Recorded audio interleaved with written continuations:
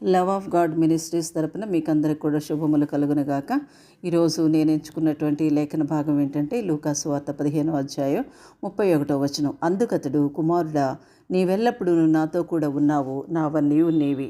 ఈరోజు అంశం ఏంటంటే నాతో కూడా ఉన్నావు, నావన్నీయు నీవి. ప్రభు అయినటువంటి యేసుక్రీస్తు మరి తన శిష్యులకి తెలియజేసినటువంటి ఒక ఉపమానంలో ఉన్నటువంటి లేఖన భాగం, దీనిలో ఉన్నటువంటి సారాంశము ఏంటనేటటువంటిది మనం గ్రహించుకుందాం.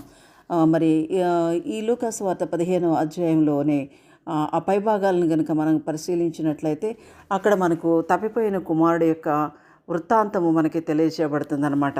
తప్పిపోయిన కుమారుని యొక్క ఈ కథ మనకి ఎవరికి తెలియనటువంటిది ఏమీ కాదు. కానీ ఈ చివరిలో చెప్పినటువంటి మాట, పెద్ద కుమారుడు చిన్న కుమారుడు అయితే తప్పిపోయి తిరిగి వచ్చాడు, మారు మనసు పొందాడు, పశ్చాత్తాపడ్డాడు, తండ్రి దగ్గరికి వచ్చాడు, తండ్రి చేర్చుకున్నాడు. ఆ తర్వాత మరి తండ్రి తన కుమారుడిని తిరిగి వచ్చినందుకు గాను ఎంతో సంతోషంతో తన పరివారంతో, అంటే తన ఇంట్లో ఉన్నటువంటి సేవకులతోటి, తన ఇరుగు పొరుగు వారందరితో కూడా ఒక గొప్ప విందునే చేయించి మరి ఎంతో సంతోషపడినట్లుగా మనం చూడగలుగుతాం అన్నమాట.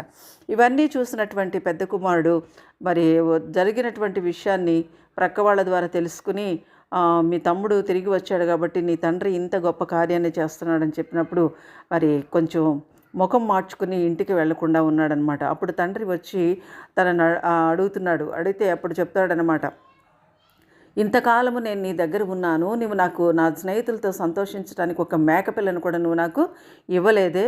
వాడు నీ ఆస్తి అంతా కూడా వేశ్యలతోటి నాశనం చేసి వచ్చినప్పుడు మరి ఇంతగా నువ్వు అతనికి ఇంత గొప్ప విందుని ఏర్పాటు చేస్తావా అని చెప్పేసి అన్నప్పుడు ఆ తండ్రి చెప్తున్నటువంటి మాటలు పెద్ద కుమారుడితోటి, కుమారుడా, నీవెల్లప్పుడూ నాతో కూడా ఉన్నావు, నావన్నీయు నీవి. నిజమే, మనం అనుకుంటాము మనం పుట్టిన దగ్గర నుంచి కూడా దేవుణ్ణి వెంబడిస్తూనే ఉన్నాం కదా, మనకేంటి మన జీవితాల్లో గొప్ప అద్భుత కార్యాలు జరగట్లేదేంటి, మన జీవితాల్లో మరి స్వస్థత కార్యాలు జరగట్లేదేంటి, మన జీవితంలో మహాద్భుత కార్యాలు ఏమీ జరగట్లేదేంటి అని చెప్పేసి మనం అనుకుంటూ ఉంటాం అన్నమాట.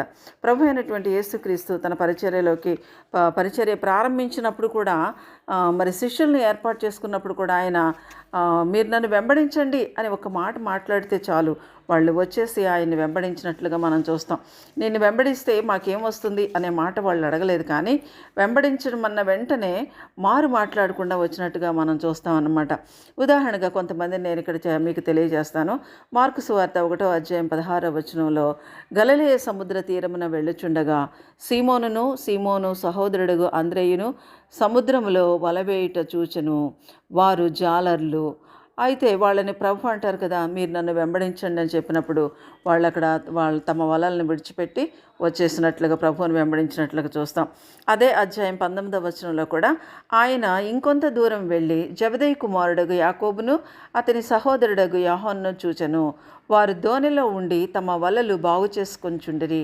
వెంటనే ఆయన వారిని పిలువగా వారు తమ తండ్రి అయిన జబెదయిని దోణిలో జీతగాండ్ర యొద్ద విడిచిపెట్టి ఆయనను వెంబడించిరి. ఇంకో క్వశ్చన్ అనేది ఏమి లేదన్నమాట.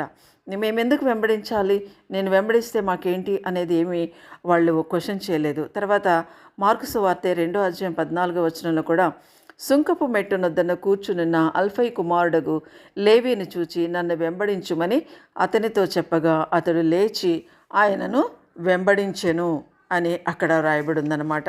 అలాగే మత్తయి సువార్త 9వ అధ్యాయం 9వ వచనంలో కూడా, సుంకపు మెట్టునొద్ద కూర్చున్న మత్తయి అను ఒక మనుష్యుని చూచి నన్ను వెంబడించుమని అతనితో చెప్పగా అతడు లేచి ఆయనను వెంబడించెను. ఇట్లా శిష్యులందరినీ కూడా ప్రభువు ఏర్పాటు చేసుకున్నప్పుడు మీరు నన్ను వెంబడించండి అని ప్రభువు చెప్తే వాళ్ళు వెంటనే వారికి ఉన్నటువంటి వారి కుటుంబాలని విడిచిపెట్టి, తల్లిదండ్రులను విడిచిపెట్టి, భార్య బిడ్డలను విడిచిపెట్టి, మరి సమస్తాన్ని వాళ్ళ వృత్తిని విడిచిపెట్టి ప్రభువుని వెంబడించినట్లుగా మనం చూస్తున్నాం. దాదాపుగా 3.5 సంవత్సరాలు ప్రభువుతో ఉన్నారు. మరి ప్రభు చేసేటటువంటి కార్యాలన్నీ కూడా వాళ్ళు చూస్తూనే ఉన్నారు, కానీ అవి మరి వాళ్ళకి ఏది కూడా వచ్చినట్టుగా అనిపించదన్నమాట. ఉదాహరణకు మనం చూస్తే ప్రభు రూపాంతర కొండ మీదకి వెళ్ళినప్పుడు మరి క్రింద ఒక తండ్రి తన కుమారుడిని తీసుకొస్తాడు, దయ్యం పట్టినటువంటి వ్యక్తిని అన్నమాట. వీళ్ళు ప్రార్థన చేస్తారు కానీ, శిష్యులు ప్రార్థన చేస్తారు కానీ ఆ దెయ్యం అతన్ని విడిచిపెట్టి వెళ్ళదు. ప్రభు మరి ఆ పైనుంచి దిగి వచ్చిన తర్వాత ప్రభు ప్రార్థన చేసినప్పుడు వెళ్ళిపోతుంది. అప్పుడు ప్రభు వీళ్ళు అడుగుతారు, శిష్యులు అడుగుతారు, మేము ఇంతసేపు ప్రార్థన చేశాం కానీ ఎందుకు విడిచిపెట్టి వెళ్ళలేదు ఆ దెయ్యము, మరి మీరు ప్రార్థన చేస్తే వెళ్ళిందని చెప్తే విశ్వాస సహితంగా ప్రార్థన చేయాలని చెప్పేసి ప్రభు అక్కడ చెప్తారన్నమాట. నిజమే, మరి ప్రభువా అని నన్ను పిలుచు ప్రతివాడును పరలోక రాజ్యంలో ప్రవేశింపడు కానీ పరలోకమందున నా తండ్రి చిత్త ప్రకారము చేయవాడే దానిలో ప్రవేశిస్తాడని చెప్పేసి మరి మత్తయి సువార్త 7వ అధ్యాయం 21వ వచనంలో చెప్పబడుతుందన్నమాట. మరి ఇట్లా ప్రభువుని వెంబడిస్తున్నాం కదా మనము. ప్రభువుని వెంబడిస్తూ ఉన్నప్పుడు మనకేంటి అనేటటువంటి క్వశ్చను అక్కడ పెద్ద కుమారుడికి వచ్చినటువంటి క్వశ్చనే మనకు కూడా వస్తుందన్నమాట. ఆయన అంటాడు కదా, పెద్ద కుమారుడు అంటాడు, నేను మరి ఎల్లప్పుడూ కూడా నీతోనే ఉన్నాను కదా, నీ ఆస్తిని ప్రొటెక్ట్ చేస్తూ ఉన్నాను కదా, నీ ఆస్తిని ఇంప్రూవ్ చేస్తూ ఉన్నాను కదా, నీ మాట వింటున్నాను కదా, నీ చిత్త ప్రకారంగా నేను నడుచుకుంటున్నాను కదా, నేను సంతోషపడటానికి నాకు ఒక్క మేకపిల్లని కూడా ఇవ్వలేదు అని చెప్పేసి కొంచెం నొచ్చుకున్న మనస్తత్వం అతనికి కలిగిందన్నమాట.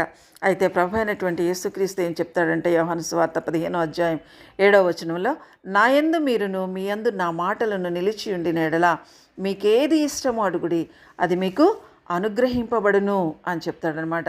అలాగే లూకా సువార్త 9వ అధ్యాయం 23వ వచనంలో కూడా, ఎవడైనాను నన్ను వెంబడింపగోరని ఎడల తన్ను తాను ఉపేక్షించుకొని ప్రతిదినము తన సిలువనెత్తుకొని నన్ను వెంబడింపవలెను. ఇట్లా మనల్ని మనం తగ్గించుకుంటూ మరి దేవుని మాటలు మనలో ఉంచుకుంటూ దేవుని యొక్క మాటల ప్రకారంగా మనం నడిచినట్లయితే ప్రభు మనం ఏది అడిగినా సరే కానీ ఆయన ఇస్తానని చెప్తున్నాడు అనమాట. కీర్తన గ్రంథం 19వ అధ్యాయము 9 నుంచి 11 వచనాల్లో మనం ఒకసారి గమనించినట్లయితే, యెహోవా యందైన భయము పవిత్రమైనది, అది నిత్యము నిలుచును. యెహోవా న్యాయ విధులు సత్యమైనవి, అవి కేవలము న్యాయమైనవి. అవి బంగారు కంటెను విస్తారమైన మేలిమి బంగారము కంటెను కోరదగినవి, తేనె కంటెను జుంటి తేనె దారాల కంటెను మధురమైనవి. వాటి వలన నీ సేవకుడు హెచ్చరిక నొందును, వాటిని గైకొనుట వలన గొప్ప లాభము కలుగును. దేవుడిచ్చినటువంటి ధర్మశాస్త్రము లేకపోతే దేవుని యొక్క వాక్యాన్ని మనం గైకున్నట్లయితే అది సత్యమైనటువంటిది అన్నమాట. వాక్యము సత్యమైనటువంటిది. మరి ప్రభు అయినటువంటి యేసుక్రీస్తు కూడా చెప్తారనమాట. ఒకసారి యోహాను సువార్త 14వ అధ్యాయం 6వ వచనంలో అంటారు కదా, నేనే మార్గమును సత్యమును జీవమునై ఉన్నానని చెప్పేసి చెప్తూ ఉంటారనమాట. ఆయన సత్యమైనటువంటి దేవుడు. ఆ సత్యాన్ని మనం వెంబడించినట్లయితే మనకి గొప్ప లాభము కలుగుతుంది అని చెప్తున్నాడు అనమాట. ఏంటి ఆ లాభము? మరి శిష్యులు కూడా ప్రభువుని వెంబడిస్తున్నారు, ఆయనతో కలిసి వెళ్తున్నారు, ఆయన చేస్తున్నటువంటి కార్యాలు చూస్తున్నారు, ఆయన చేసినటువంటి అద్భుతాలు చూస్తున్నారు. ఇంతేనా మన జీవితము? ఇదేనా? మనకేంటి? మనకు కూడా ఏమైనా కావాలి కదా, ఈ పరిచర్యలో మనం కూడా ఏదో ఒక మేలును పొందాలి కదా అని చెప్పేసి వాళ్ళు ఒకసారి ప్రభువుని అడుగుతున్నారనమాట. మార్కు సువార్త 10వ అధ్యాయము 28వ వచనంలో అడుగుతారు.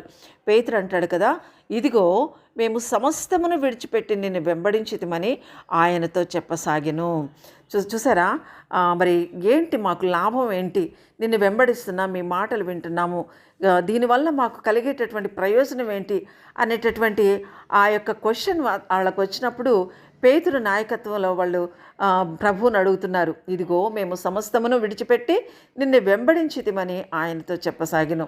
అప్పుడు యేసయ్య అంటున్నారు కదా ఏమనంటే, అందుకు యేసు ఇట్లా, నేను నా నిమిత్తమును సువార్త నిమిత్తమును ఇంటినైనను అన్నదమ్ములనైనను అక్క చెల్లెండ్రనైనను తల్లిదండ్రులనైనను పిల్లలనైనను భూములనైనను విడిచినవాడు ఇప్పుడు ఇహమందు హింసలతో పాటు నూరంతలుగా ఇండ్లను అన్నదమ్ములను అక్క చెల్లెళ్లను తల్లులను పిల్లలను భూములను రాబోవు లోకమందు నిత్య జీవమును పొందునని మీతో నిశ్చయముగా చెప్పుచున్నాను.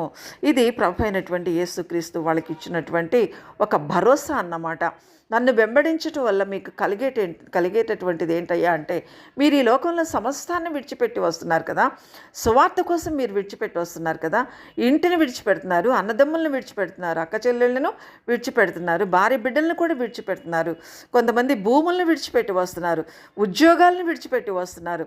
అయితే ఇప్పుడు మీకు నా పరిచర్య జరిగించేటప్పుడు ఈ లోకంలో హింసలతో పాటుగా నూరంతలుగా ఇండ్లను అన్నదమ్ములను అక్క చెల్లెళ్లను తల్లులను పిల్లలను భూములను రాబోవు లోకంలో నిత్య జీవమును పొందుకుంటారని చెప్పేసి ఆయన ఒక వాగ్దానమును లేకపోతే ఒక ఖచ్చితత్వాన్ని వారికి అనుగ్రహిస్తున్నట్లుగా మనం చూస్తున్నాం అన్నమాట. యోహాను సువార్త 14:23 కూడా ప్రభు అయినటువంటి యేసుక్రీస్తు ఏం చెప్తాడంటే, యేసు ఒకడు నన్ను ప్రేమించిన ఎడల వాడు నా మాట గైకొనును, అప్పుడు నా తండ్రి వానిని ప్రేమించును, మేము వాని యొద్దకు వచ్చి వాని యొద్ద నివాసము చేతుము. ఇది ప్రభు అయినటువంటి యేసుక్రీస్తు మరి చెప్తున్నటువంటి మాటలు.